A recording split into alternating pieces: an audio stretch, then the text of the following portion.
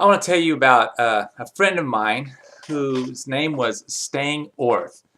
Now, Stang was this old guy that I knew when I lived, he was like in his late 70s, early 80s. I knew when I lived in Baltimore. I was working at a United Methodist Church in Timonium, and Stang was this great guy. I mean, he was the guy who would, if you were visiting the church, he was the first to greet you.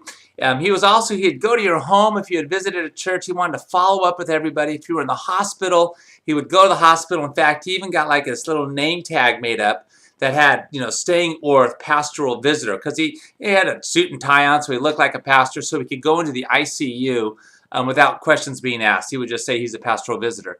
And he was able to go in. This guy was a compassionate man. And I was talking to him one day, and I said, when did you start doing this? How long have you been this way? And he goes, I was never this way. He used to be a really hard-nosed kind of guy, pretty critical. He would describe himself as that way. But he had this wife who was very loving and compassionate, did a lot of stuff around the church. And then when she died, he said she passed the torch on to him. He wanted to live out her legacy by being a person of compassion and practicing that, and he was.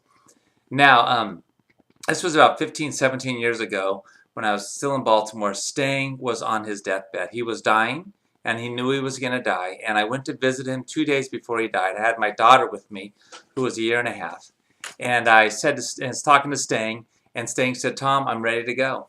I'm ready to see my wife again. I'm ready to be with Jesus, and everything is done. I've said goodbye to my daughter and to my grandkids." And it was really, really kind of a beautiful deathbed conversation. But then he looked at me and he said, "There's one other thing I need to do."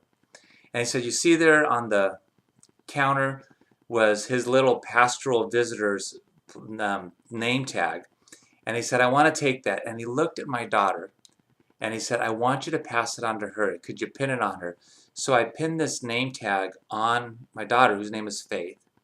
And he says, "I now pass the torch on to her. May she be a person of compassion and love."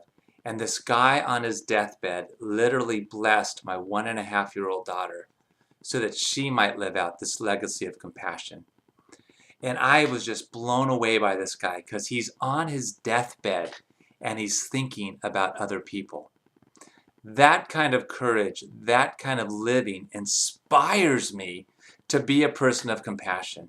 So I don't know what you're doing with your life, and I don't know how you're living right now, but I would just encourage you to consider being a compassionate person who wants to reach out and to care for others who are in need.